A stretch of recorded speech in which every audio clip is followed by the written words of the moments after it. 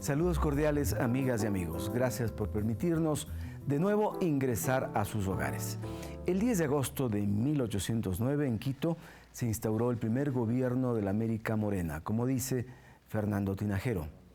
Ese episodio glorioso de nuestra historia empezó a fraguarse a partir de diciembre de 1808, cuando en el Valle de los Chillos Juan Pío Montúfar y otros deciden luchar para que se instaure una junta soberana, dada la crisis que vivía la España invadida por Napoleón.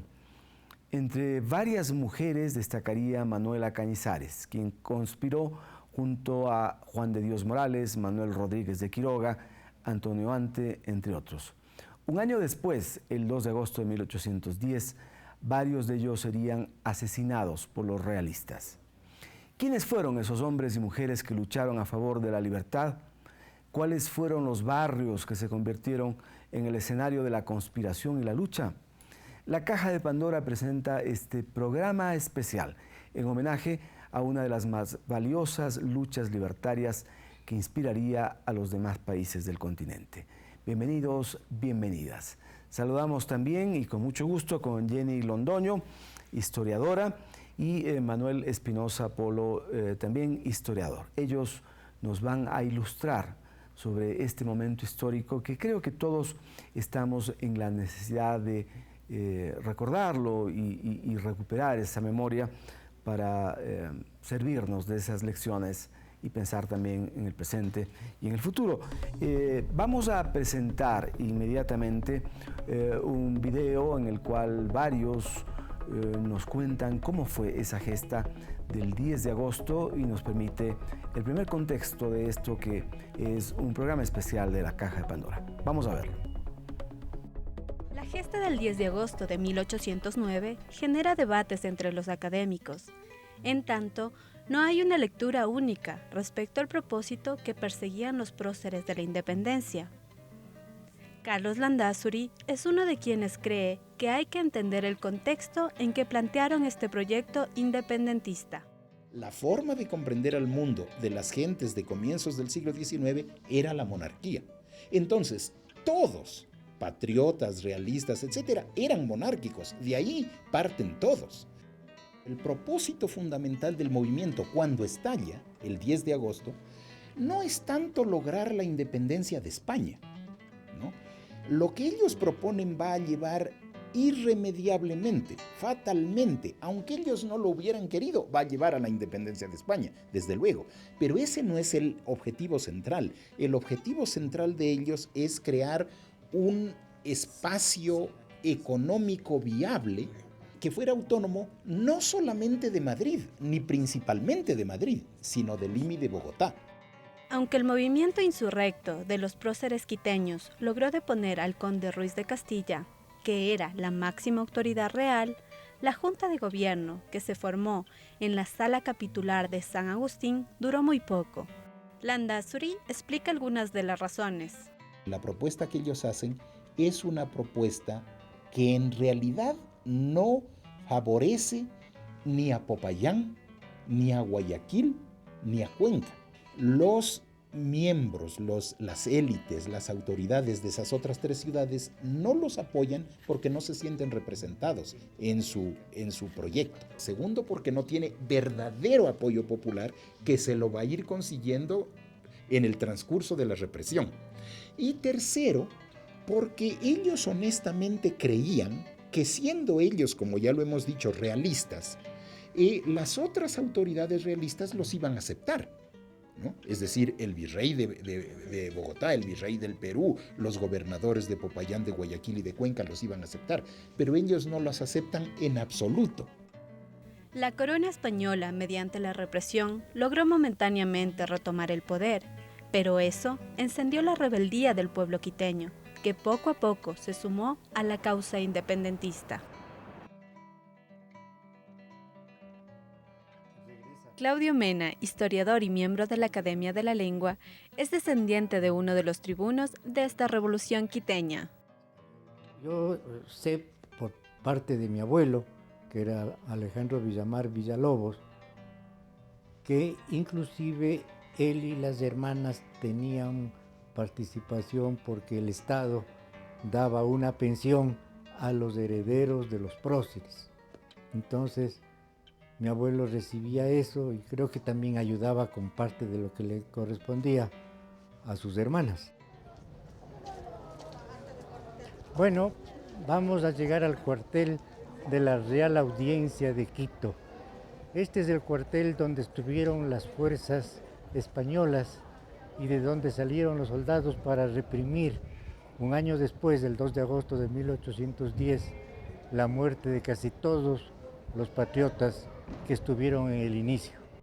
Mariano Villalobos fue un pariente lejano mío, muy lejano, pero él era uno de los fervorosos por que caiga el gobierno español.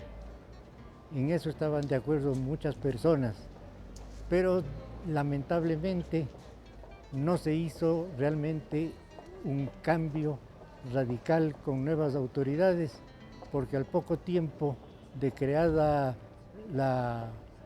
el nuevo gobierno, volvieron los españoles a tomar la sartén por el mango. El 2 de agosto de 1810. Allí hay un intento de rescatar a los presos. Los soldados salen a la calle y se producen guerras callejeras, se fervorizan los ánimos y se insurreccionan y tratan de rescatar a los presos y ahí mueren 300. Todo esto hace que América se conmueva de esta tragedia tan grande. Y, por ejemplo, el Cabildo Independiente de Valparaíso en Chile, cuando consigue su independencia, en el Faro, Valparaíso es un puerto chileno, ¿no es cierto? En el Faro, los antiguos puertos tenían un faro para orientar a las embarcaciones, en el Faro de Valparaíso ellos colocan una placa que dice Chile a Quito, luz de América. Allí está. Esto que los ecuatorianos no podemos olvidar. Esas dos fechas tan importantes, 10 de agosto de 1809 y 2 de agosto de 1810. Sin embargo, Carlos Landázuri dice que básicamente había un deseo imperioso de la monarquía de crear un espacio económico viable y autónomo. Jenny, bienvenida. ¿Es eso lo que únicamente se buscaba, que haya un espacio económico autónomo y viable?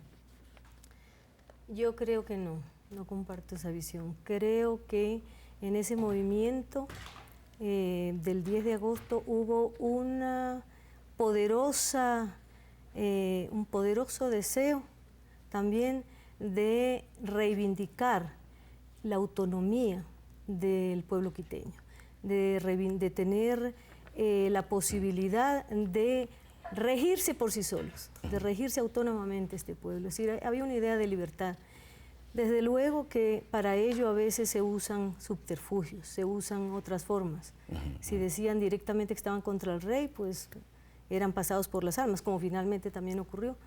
Pero creo que sí había en muchos de esos líderes revolucionarios la idea de conformar justamente un gobierno autónomo, gobierno americano, para los americanos.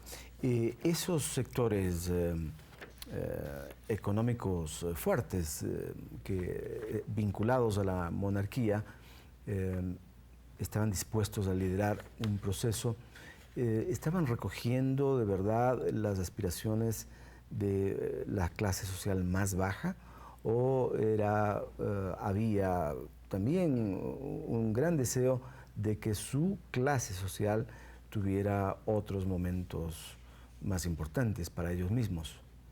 Sí, es evidente que había un interés de la élite de seguir manejando los negocios, de manejar ellos los negocios. Es decir, directamente. Directamente, obviamente. Pero también, ya digo, Morales no compartía esa idea, Quiroga tampoco. Es decir, había también hay un sector de académicos, de gente que ve las cosas desde otro lado, que también pensaba en el pueblo, que también pensaba en la libertad. Muy bien. Manuel, bienvenido también. Carlos Landázuri nos decía que no había una representación nacional, o que la proclama de Quito pues, no fue inmediatamente aceptada o acatada por otras representaciones monárquicas que había en la región, ¿no? ¿Ese enfoque es así? ¿Qué es lo que puede decirnos este historiador que comparte con nosotros en la Caja de Pandora? Bueno, en realidad los hechos se presentan más o menos como señala Carlos Landázuri, cuando la Junta Patriótica de Quito pidió el apoyo de Cuenca y Guayaquil, de Popayán no lo obtuvo. Pero ¿a qué se debió esto? Es la pregunta. Me parece a mí que la plaza de Guayaquil y Cuenca tenía mucha incidencia en la monarquía. Eran, me parece que más monárquicos que los mismos patriotas quiteños, como se ha sugerido, y que yo también pongo en duda ese monarquismo marcado, como se señala. Me parece que coincido con Jenny en el sentido de que fue estratégico, más bien aparentar cierta fidelidad al rey, pero en el fondo lo que se quería es una autonomía. Lo que hay que tener en cuenta es que los patriotas quiteños tuvieron una gran influencia del pensamiento ilustrado, que esto a veces no se lo menciona, pero tuvieron una gran influencia del pensamiento ilustrado, leyeron mucho a los franceses ilustrados, a Montesquieu y a otros. Vale decir que incluso todo esto no empezó en 1808, sino por supuesto, antes, teniendo a figuras sobresalientes como Espejo. Por supuesto, Espejo había sido beneficiario del mecenazgo del conde de Selvalegre, de Juan Pío Montúfar. El mismo padre de Pío Montúfar había iniciado estos círculos patrióticos de reflexión, de tertulia en Quito, en donde se discutían muchísimo las ideas ilustradas, las ideas de la República, y avisoraban, sabían de las limitaciones de la monarquía, eran críticos ante eso y estaban en esa línea. Se puede decir que los patriotas quiteños eran la avanzada del pensamiento político de toda la América hispana de esa época. Un pensamiento político importante que incluso genera luz para el resto de América. Eso el Cabildo de Valparaíso lo reconocía, como bien recuerda Carlos Landázuri. Pero esta muerte de 300 personas, ¿no? Equivalía al 1% de la población de ese momento. Si habláramos del Quito de hoy, diríamos, ¿cuántos serían? Los 2 billones, que serían casi como 20.000. Casi, ¿no? 20.000 20.000 muertos en este momento. O sea, fue una represión brutal la que ocurre en ese momento. Sí, la represión fue brutal y uno se lamenta de no tener documentos en donde recoger, por ejemplo, cuántas mujeres murieron, cuántas fueron asesinadas, cuántos hombres, sectores del pueblo, porque quienes se lanzan a la lucha en las calles son sectores populares, que estaban combatiendo, que estaban convencidos, que estaban defendiendo con vida y corazón esa revolución. Entonces, es una de las peores masacres de la época colonial en términos de la represión que se da a una ciudad, ¿no? Hay un combate armado, el pueblo tiene armas. Hay combate armado, la gente sale con armas a la calle. La gente sale con armas y se defiende con todo lo que tenga. Es más, muchos habían guardado armas, todos estaban preparados, pero a pesar de ello, bueno, el ejército realista es superior. Y las mujeres, como bien ha dicho Jenny Londoño, tuvieron un papel muy importante en este proceso. A lo largo de la historia, las mujeres han tenido un papel muy significativo. Vamos a hablar de ese tema cuando volvamos y también de cómo los barrios de Quito tuvieron una gran participación en toda esta revuelta que a la postre permitiría la independencia de nuestra patria. Venimos enseguida. Es la Caja de Pandora, especial para recordar 2 fechas trascendentes, 10 de agosto de 1809 y 2 de agosto de 1810. Ya venimos.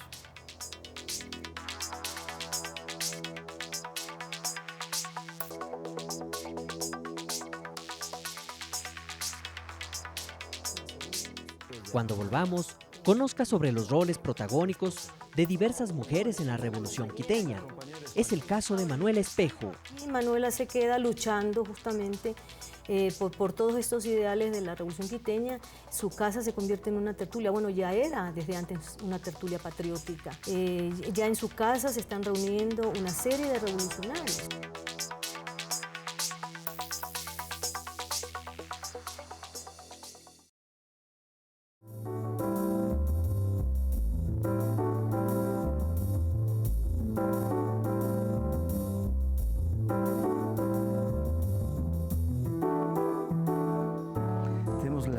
necesidad de recuperar la memoria histórica para entender lo que antecedió a este momento que vivimos ahora.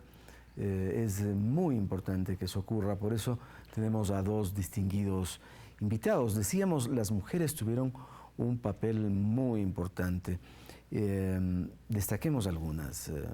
Manuela, por ejemplo. Claro.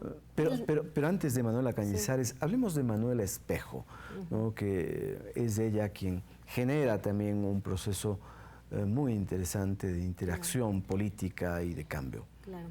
Bueno, yo primero quiero señalar que hubo muchas mujeres que estuvieron involucradas. Ya hemos dicho que mujeres de sectores populares en los barrios hubo, pero montones, que lastimosamente no han pasado a la historia porque no quedan documentos de cada una.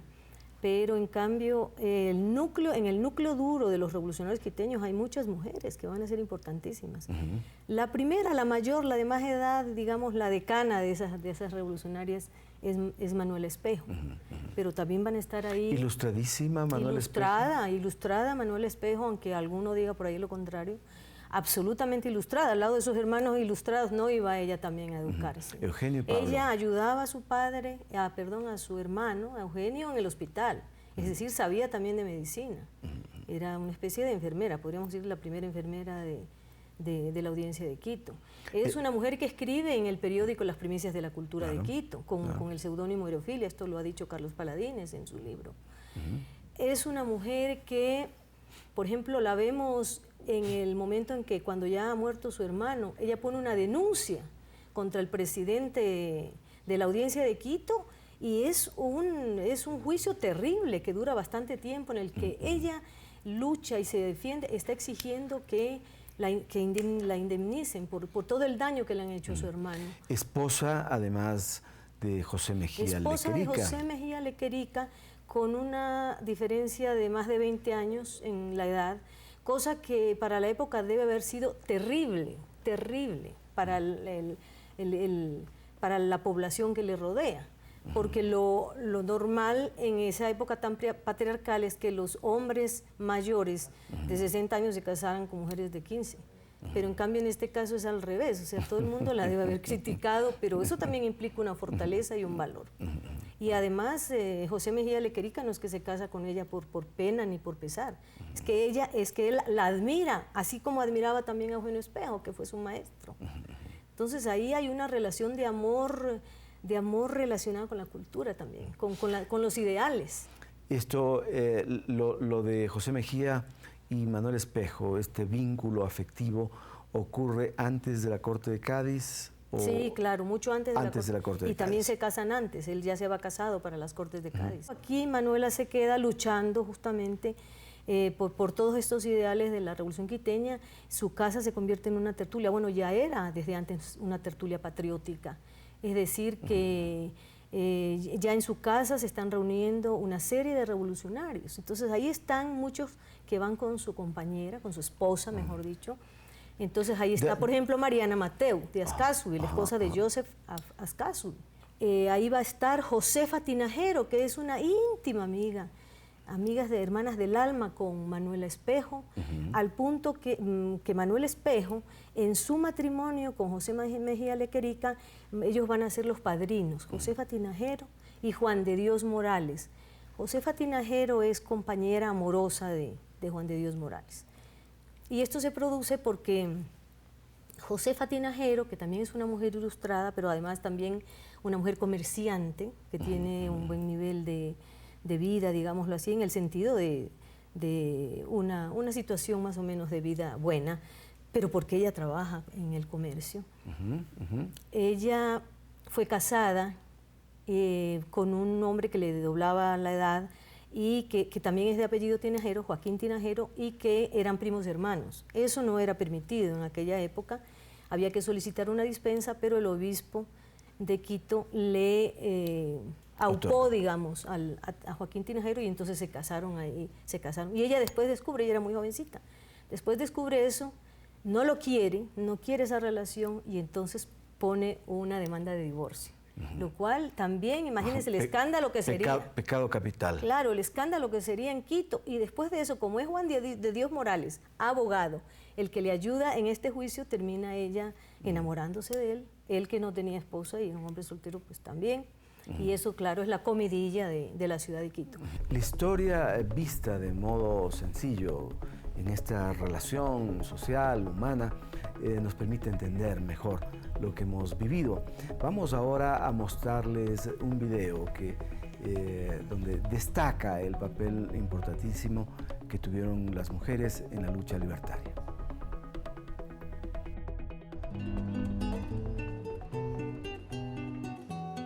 Mire, la participación de las mujeres en este primer grito libertario es muy alta, y la mayor parte de las mujeres que participan son realmente mujeres del pueblo. Aquí vivió Manuela Cañizares y Álvarez, una mujer de la cual se ha hablado poco. Imagínense ustedes una mujer como ella, recorriendo las calles de Quito, llevando mensajes a los líderes revolucionarios de una casa a la otra sin levantar sospechas, porque Manuela era una mujer que tenía una vida autónoma. Manuela vivía aquí, tenía su tiendita donde vendía disfraces, donde alquilaba disfraces para fiestas. Entonces esa noche, la noche anterior al primer grito de la independencia, todo se organiza como si fuera la fiesta de uno de sus primos. Aquí se realizaban las reuniones de los patriotas, no solamente la noche aquella en que se produce el primer grito revolucionario en el que se firma ese manifiesto de la libertad, sino que se pudieron aquí haber reunido durante mucho tiempo los patriotas, o sea, reuniones más pequeñas, con motivo de fiestas, así como se hizo el de esa noche de la independencia, ¿no? Hubo un grupo muy importante, un grupo ilustrado, de mujeres ilustradas, cuya, podríamos decir, su antecesora, su precursora, su más importante exponente es Manuela Espejo, la hermana de Eugenio Espejo. Es decir, que es una mujer que tiene los libros de Espejo a su disposición, que en su casa se reúnen en las tertulias. A estas mujeres libérrimas que aportaron con sus ideas y fueron grandes motivadoras del proceso independentista, Jenny Londoño agrega los nombres de Rosa Montúfar y María Ana Mateu de Ascasubi, pero también destaca el importante papel que cumplieron las mujeres del pueblo, las mujeres anónimas, las olvidadas. Ahora, hay otro nivel. Sabemos que hubo mujeres que se inscribieron como soldados para ir a luchar por la independencia y que esas sí se disfrazaron de hombres, ¿no es cierto? Y por eso tenemos a las tres Manueles, que se llamaron los tres Manuel, llamados Manuel, que eran mujeres que entraron a luchar en el ejército y aparecían como hombres, vestidas de hombres. La periodista e investigadora social Dolores Costales explica el rol que desempeñaba la mujer en este momento de la historia, así como el valor y el significado de la participación de las denominadas guarichas. El contexto social de las mujeres en la época en que empiezan las luchas, las guerras de Quito y luego la independencia, es el mismo que se arrastra desde la época colonial. Las mujeres están recluidas en el ambiente doméstico, en su ambiente privado. Ellas tienen incluso un lugar específico para ellas en la casa, que es el estrado. Las guarichas, cabe también la aclaración, el término ha sido mal utilizado, mal interpretado, se les entiende como prostitutas, porque evidentemente también daban servicio sexual a los combatientes. Eso no lo podemos negar ni es algo que haya que ocultar. Pero ellas estaban en la logística de los ejércitos. Ellas iban detrás de los ejércitos en las impedimentas, pero eran las que estaban construyendo barricadas, eran las que llevaban las municiones para ayudarle al ejército, curaban a los heridos, enterraban a los muertos, incluso iban con hijos y fusil al hombro. Y muchas de ellas que se convirtieron en tropeñas, lo que se conoce con el nombre de tropeñas, entraron a la lucha cuerpo a cuerpo. Un papel definitivo de las mujeres y mal vistas, aquellas que se las denominó guarichas, por quienes, por cierto, poco se ha hecho para recuperar su memoria, salvo las llamadas tres Manueles. ¿Quiénes eran ellas? Tenemos una referencia a unas mujeres que lucharon en el ejército patriota, claro, más adelante, ya cuando para la batalla de Pichincha, que nos dan la idea de que a lo mejor muchas otras mujeres se metieron a los ejércitos a luchar. Pero en este caso era falsificando sus nombres, es decir, apareciendo como varones. Entonces, 3 de ellas, que es sobre las que queda una documentación, son Nicolasa Jurado, Inés Jiménez y Gertrudis Esparza. Las 2 primeras eran lojanas y la última ambateña. Estas mujeres participaron en la batalla de Pichincha, fueron mujeres muy combativas, inclusive ganaron algunas menciones por parte de Sucre, y Nicolasa Jurado fue herida, y en el momento en que la despojaban de sus ropas para curarla, otras mujeres que estaban apoyando allá la retaguardia, entre las que se señala que pudo haber estado Manuela Sáenz, aunque eso no es seguro, descubren que era una mujer, por eso se dan cuenta. Sin embargo, ella se curó de esas heridas y luego las 3 van a luchar en otras batallas, por ejemplo en las del Perú. Y en Ayacucho ellas se licencian y reciben condecoraciones por parte de Sucre. Entonces es una historia muy linda que muestra que esto ocurrió en toda América Latina. Este es un fenómeno que se dio en casi todos los ejércitos independentistas. Muchas mujeres se disfrazaron de hombres para luchar. Y las mujeres en los barrios tuvieron un papel muy protagónico.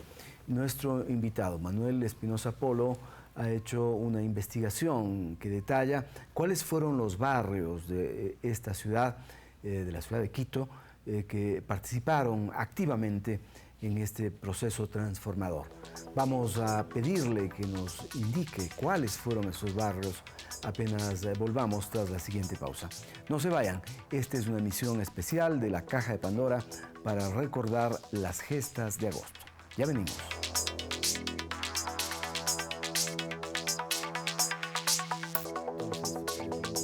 Al volver, conozca por qué San Roque se convirtió en el núcleo de la rebelión de los barrios quiteños. Cuando hablamos de San Roque estamos hablando del núcleo que agrupaba lo popular en esa época en la ciudad de Quito.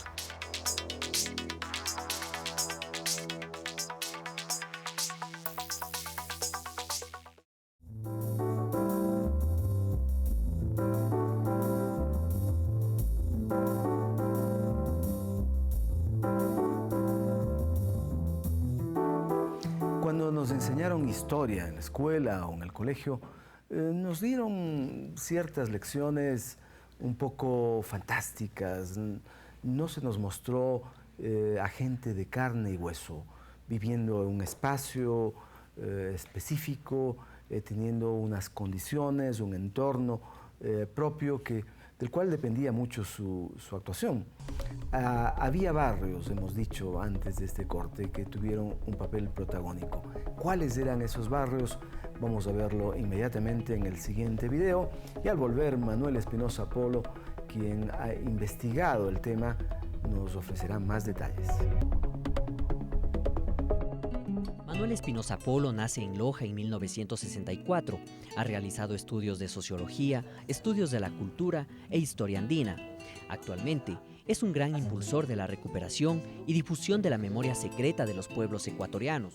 Un ciudadano, creo que de tendencia progresista, con ganas de aportar algo al país. Creo que he trabajado sobre todo para aportar en esclarecer un poquito esto de quiénes somos y en dónde estamos. Tiene mucho conocimiento sobre la historia y sobre todo sobre los aspectos curiosos de la historia, sobre lo que no se ha difundido tanto.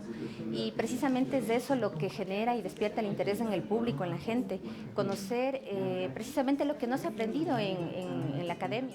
Se me ocurrió que era necesario, ahora que los medios públicos se han consolidado, hacer un programa que recupere lo que era hacer radio hace algunas décadas. Entonces decidimos hacer un programa dedicado a la ciudad. Este programa lo vamos a dedicar a la cancha Quituinca de Quito. Cuéntanos un poco más, Manuel. Gracias, María Isabel. Saludos, queridos amigos. En este programa, como decía mi compañera, vamos a conversar con un invitado muy especial, Diego Velasco. Las Huellas de la Memoria es un programa que fue planteado por Manuel, fue una iniciativa suya y que apuntaba a difundir la historia no contada, la historia relegada por las historiografías oficiales y que él un poco pretendía difundirlo. Este trabajo constante de investigación y socialización le ha permitido a Manuel Espinosa rescatar aquella historia que muestra a quienes decidieron luchar en contra de la sumisión. Uno de esos escenarios es el barrio de San Roque, en Quito, donde se concentraron muchos rebeldes que lucharon por la independencia. El barrio de San Roque es la sede de el espíritu rebelde e insumiso que caracteriza al quiteño, porque si hay algo que caracteriza la idiosincrasia del quiteño es su rebeldía. Y la sede de esa rebeldía es precisamente el barrio de San Roque. De aquí salieron la gente y los vecinos de aquí fueron los que protagonizaron los levantamientos más importantes del siglo XVIII, como el de 1765, el de la rebelión de los barrios quiteños. En esa coyuntura, la corona española va a imponer lo que se llama el monopolio del aguardiente, los estancos. La corona española lo que quería es que ese negocio dejase de estar en manos privadas y pase a estar en manos del Estado, es decir, controlar ellos mismos. En este sector es donde la vecindad de San Roque se reunía cuando era convocada al repique de las campanas para iniciar los levantamientos de apoyo al movimiento patriótico quiteño de la Revolución de Quito. Se levantan la barriada de San Roque, convocan a los de San Sebastián y San Blas y juntos van hasta donde estaba la casa de los estancos y queman la casa de estancos. No obstante, el ánimo insurrecto que había caracterizado a los vecinos de San Roque obedecía a determinadas condiciones culturales y sociales. Primero es un barrio mestizo que las autoridades coloniales lo crean precisamente para poner ahí a las personas más díscolas y disfuncionales de la sociedad colonial, que eran los primeros mestizos raciales que se creía que eran mala influencia para los indígenas de comunidad. Entonces se puso ahí a los mestizos y a los indios sueltos, que se llamaba, es decir, aquellos indígenas que habían perdido ya el vínculo con sus comunidades de origen. Un dato curioso es que en ese barrio estaban la familia Atahualpa y los descendientes de la familia Atahualpa y su servidumbre, que era una red familiar muy amplia, incluidos sus sirvientes que se llamaban yanaconas. Muchos sectores del Quito de entonces se sumaron a la causa independentista sin reparos. Inclusive luego del primer grito de independencia en la ciudad, se consumó otro acto violento. Estamos en la recolección del Tejar. Aquí se refugió el conde Ruiz de Castilla. Una vez que fue depuesto de su poder, empezaron a circular rumores en la ciudad de que los realistas que estaban todavía aquí en Quito pensaban otra vez recuperar el poder de Ruiz de Castilla y volverlo a poner al frente de la audiencia. Y lo sacaron a empellones para que sea ajusticiado. Era el responsable, como que en efecto lo era, de la masacre del 2 de agosto de 1810 y el pueblo estaba cobrando justicia con sus manos. El barrio de San Roque, entonces, con un papel protagónico. ¿Y qué pasaba con San Sebastián, el más antiguo de la ciudad? Bueno, cuando hablamos de San Roque estamos hablando del núcleo que agrupaba lo popular en esa época en la ciudad de Quito. Y de alguna manera ese núcleo tenía un eje en la ciudad que incluía el barrio de San Sebastián y el barrio de San Blas en el norte. Pero el epicentro estaba precisamente en San Roque. San Roque de alguna manera ejerció un liderazgo en estos sectores barriales y populares. Y todos los levantamientos que protagonizó esa vecindad, sobre todo en el siglo XVIII, en la segunda mitad del siglo XVIII, y en el apoyo que posteriormente en la coyuntura de 1809 a 1812 van a brindar a los patriotas quiteños, fue de alguna manera liderado por esa vecindad de San Roque. Y a la que se unió de alguna manera el barrio de San Sebastián, el barrio de San Blas y el barrio de Santa Bárbara. Pues de estos lugares, de estos barrios, salieron personajes populares que tuvieron un protagonismo muy activo en hechos muy concretos en esta coyuntura que llamamos la Revolución de Quito, como fue el arrastre del conde Ruiz de Castilla, el ajusticiamiento popular que se hizo con otros personajes realistas en esa época. Entonces, procedían precisamente de estos sectores, ¿no? Hay una tensión tal que lleva al pueblo a arrastrar al conde Ruiz de Castilla. Sí, en ese momento, en 1811, la Junta Patriótica y los quiteños mismos estaban ya cercados por el ejército realista que venía del Perú. Y en ese clima de agitación, habían conspiraciones al interior de la misma ciudad de Quito, realistas que querían otra vez, de alguna manera, estaban trabajando para que el conde Ruiz de Castilla otra vez asumiera la presidencia de la Junta Patriótica.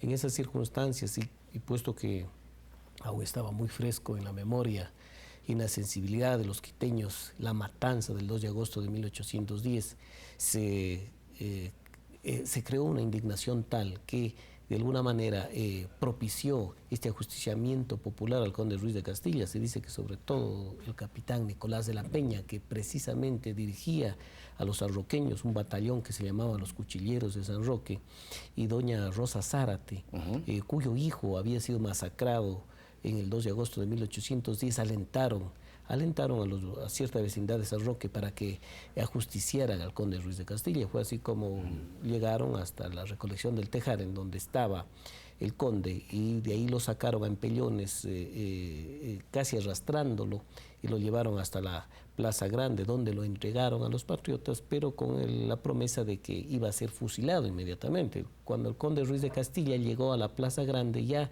estaba tan herido que falleció después de unas cuantas horas, porque había sufrido una serie de golpes. ¿Cuál era la economía del barrio? ¿De qué dependía? ¿Cuáles eran los oficios que imperaban en San Roque? El barrio de San Roque era un barrio netamente mestizo y por tanto de artesanos. La mayoría de oficios artesanales se concentraban en el barrio. Había de todos, había desde sastres, carpinteros, talabarteros, herreros, etcétera. Todos los oficios estaban ahí. Y por tanto los sanroqueños eran de alguna manera, no tenían patrones, eran pequeños empresarios. Esa condición de mestizos, de artesanos, de pequeños empresarios explica de alguna manera ese carácter autónomo y libérrimo que tuvieron, pues no tenían patrones. Y se dice que el barrio de San Roque fue el que tuvo menos incidencia, influencia de los sectores altos de la ciudad. Aunque ya en la coyuntura de la Revolución Quiteña vemos que ciertos personajes, sobre todo los sectores medios de Quito, tenían una gran incidencia. Es el caso de María Ontaneda y Larraín, que era pulpera y que de alguna manera parece que se abastecía de las artesanías que salían del barrio de San Roque. Por tanto, tenía mucha influencia, mucho ascendiente en la vecindad de San Roque.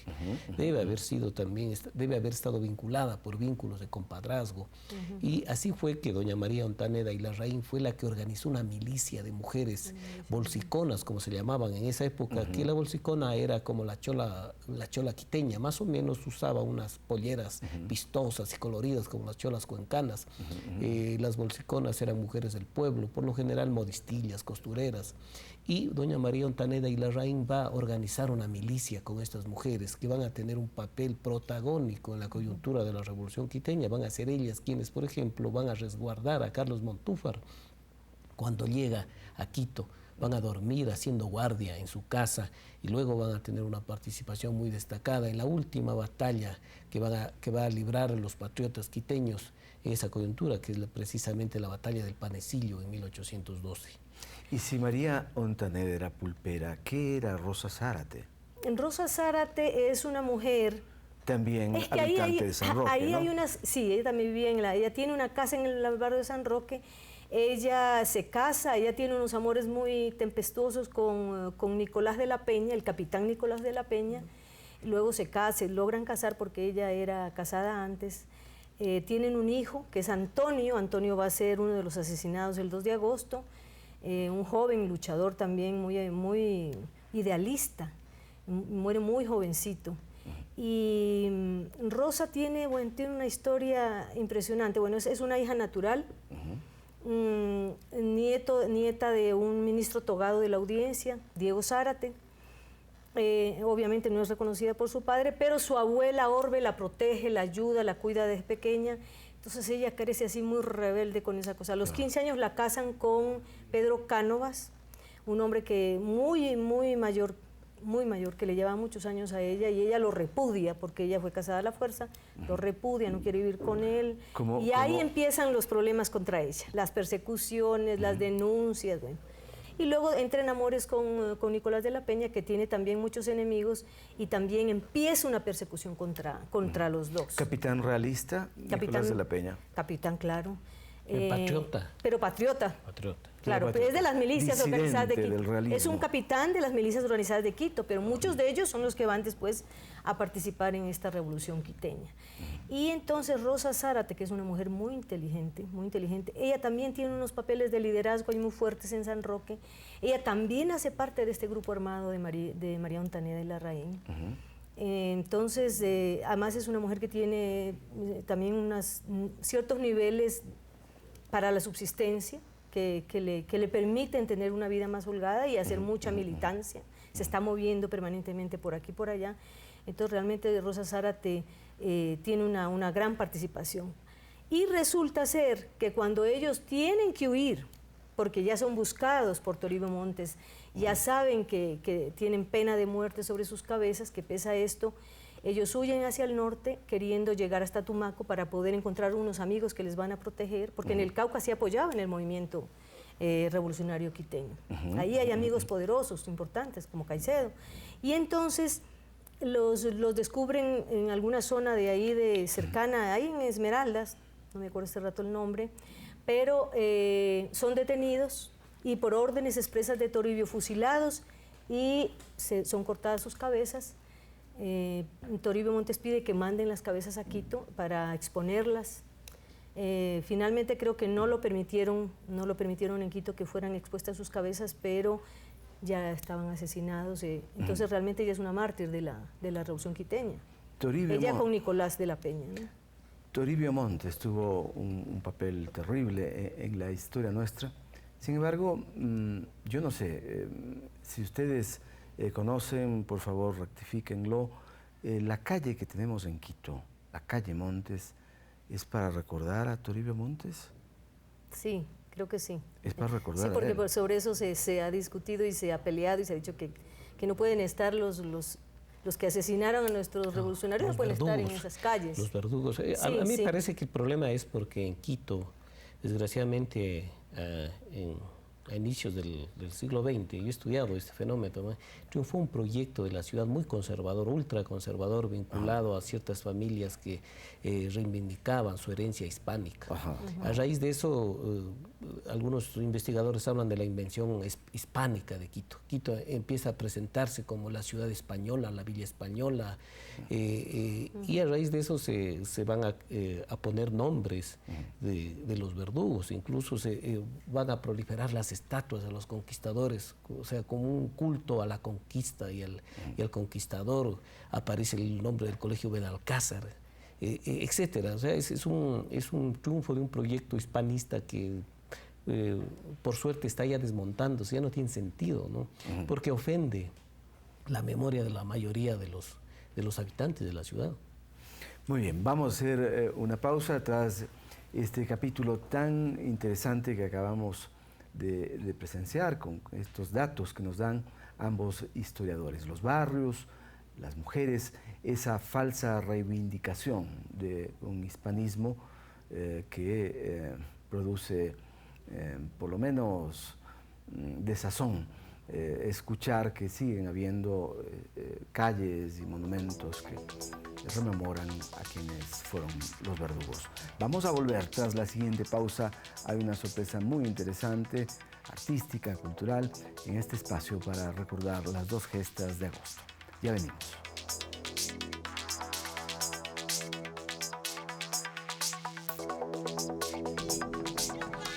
Tras la pausa, una agrupación cultural de Calderón nos presenta un pasaje de la obra Gritos de Libertad.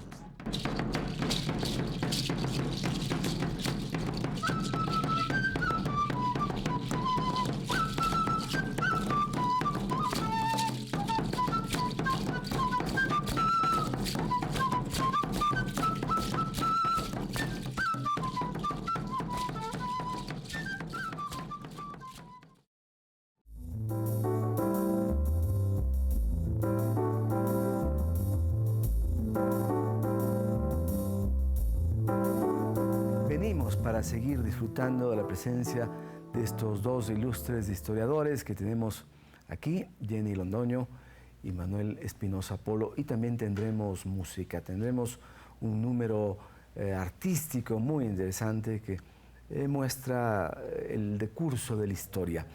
Decíamos que nos preocupa que haya entidades, que haya lugares de la ciudad que sigan llevando nombres de los verdugos. ¿El municipio no ha hecho mucho en esta materia? Tengo entendido que hubo una iniciativa desde la concejal Jimena Ponce para precisamente cambiar el nombre de las calles que llevaban el nombre de los verdugos que de alguna manera arrasaron con el pueblo de Quito, sobre todo en esta época de la Revolución Quiteña. Sin embargo, la idea no prosperó por oposición lastimosamente, de los mismos ciudadanos. De los propios barrios. De los mismos ciudadanos que se opusieron debido a que el nombre de una calle iba a ocasionar algunos inconvenientes, desde el cambio, creo que de escrituras, ¿no? ¿Y ese es un asunto muy complejo, acaso? Creo que tenía su complejidad, pero era de alguna manera se podía manejar el asunto. Pero bueno, ha habido eso. Yo espero que ojalá en otro momento y en otra coyuntura se siga adelante con esta magnífica iniciativa. Creo que es necesario recuperar la memoria precisamente de muchos de los héroes populares que deberían estar constando en calles, en las calles importantes. Por ejemplo, en el caso del barrio de San Roque hay personajes populares que se destacaron mucho en los levantamientos, sobre todo en aquel levantamiento de 1705 en los barrios de Quito. Incluso yo he hablado con los vecinos de San Roque y ellos están muy de acuerdo. ¿A quiénes se les debería recordar? Son personajes tan anónimos que en este momento se me escapan de la memoria, pero por ejemplo, creo que en el barrio de San Sebastián, San Roque, merecería la pena que lleve el nombre un nombre de la calle de María Ontaneda y Larraín, por decir, o una estatua, una placa que recuerde incluso al capitán Nicolás de la Peña o a Rosa Zárate mismo. A Rosa Zárate se la reconoce a través de una escuela, ¿no? Sí, por suerte queda ahí el nombre de la escuela. Pero no conozco una calle que se llame Rosa Zárate.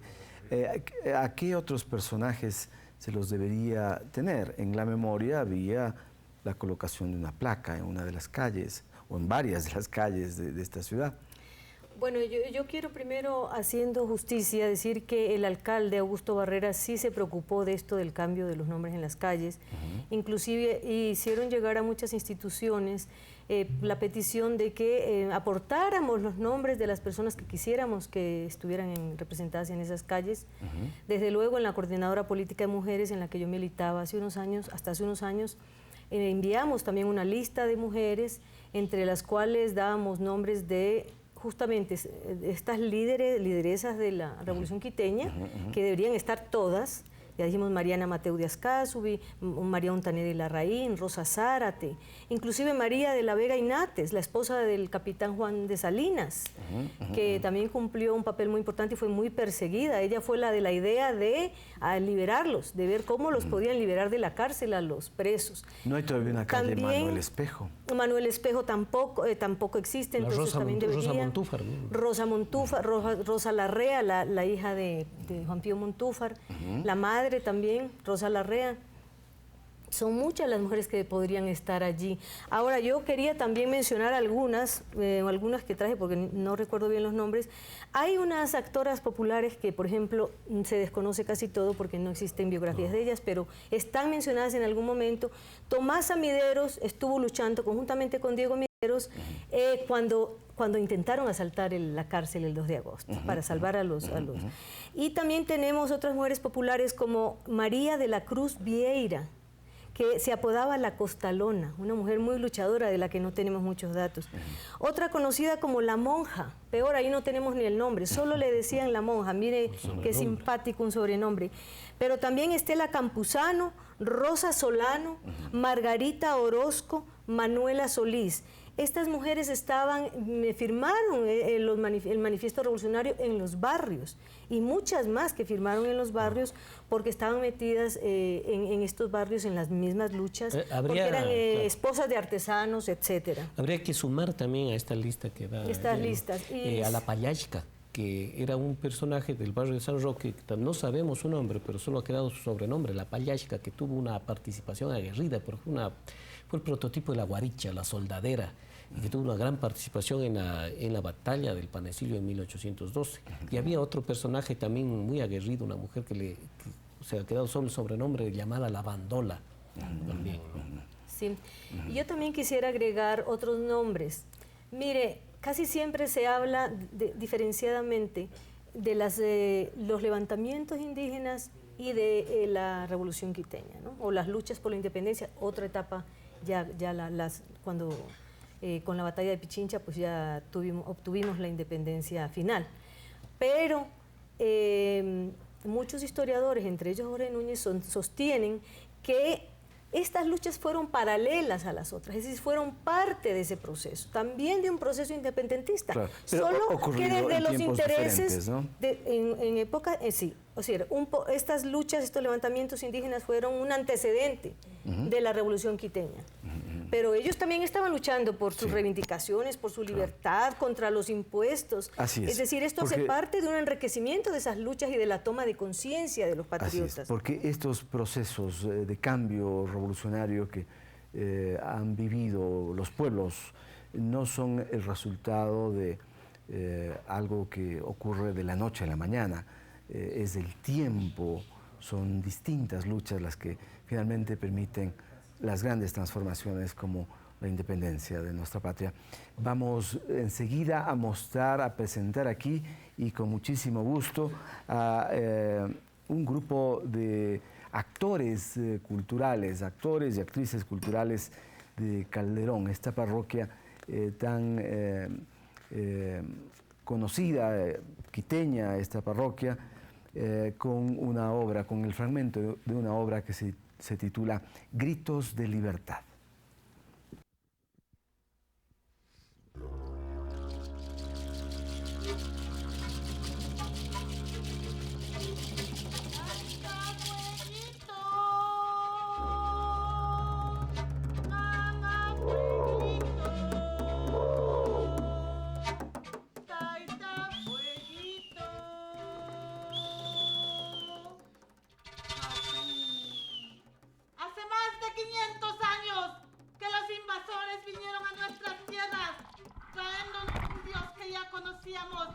Pachacama, ¿acaso los blancos nos podrán comprar el cielo, el sol, el aire, el agua, la tierra, tierra que es sagrada, porque somos parte de ella?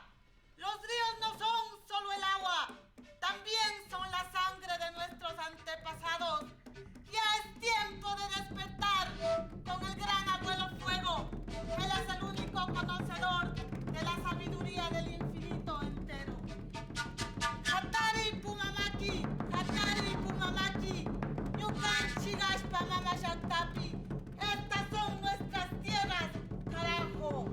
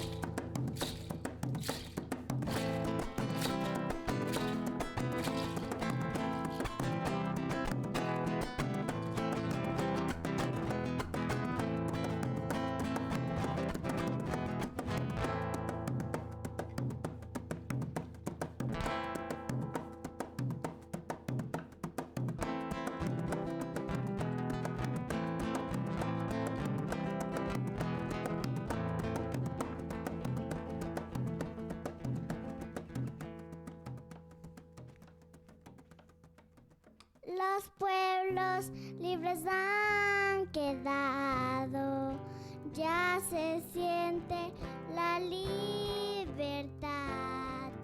Vivir, vivir es tan maravilloso. Vivir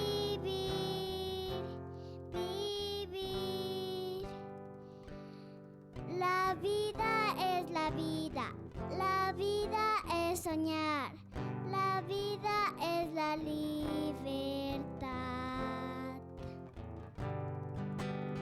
Muchas gracias a los grupos culturales de Calderón que nos han permitido disfrutar en esta parte final del programa de un fragmento pequeñito de una obra grande que ellos tienen y que la muestran en estos tiempos, en este mes de agosto tan importante para todos nosotros, para nuestra patria. Gracias también a ustedes por haber venido y ofrecernos sus conocimientos, que es producto de la investigación de muchos años. Esperamos tenerles más a menudo. Sabemos que Jenny Londoño está investigando a las mujeres que participaron en el proceso de Revolución Liberal y cuando esté más avanzado ese trabajo, pues la invitaremos para que nos permita estar al tanto. Lo propio a Manuel, quien tiene un programa muy interesante. ¿Qué día está el programa, Manuel? Es en la radio municipal y sale todos los jueves de 12 a 1 de la tarde. Muy bien, para conocer esos secretos de la historia, que es muy importante también. Les mandamos un fuerte abrazo, esperamos que hayan disfrutado este programa tanto como nosotros hemos podido disfrutar. Recuerden que la televisión pública la hacemos entre todos y todas. Envíennos sus comentarios, sugerencias, son muy útiles para seguir pensando en esto que no puede quedarse en un sueño, que es ya una realidad y que tiene que fortalecerse más. Hasta pronto, muchas gracias.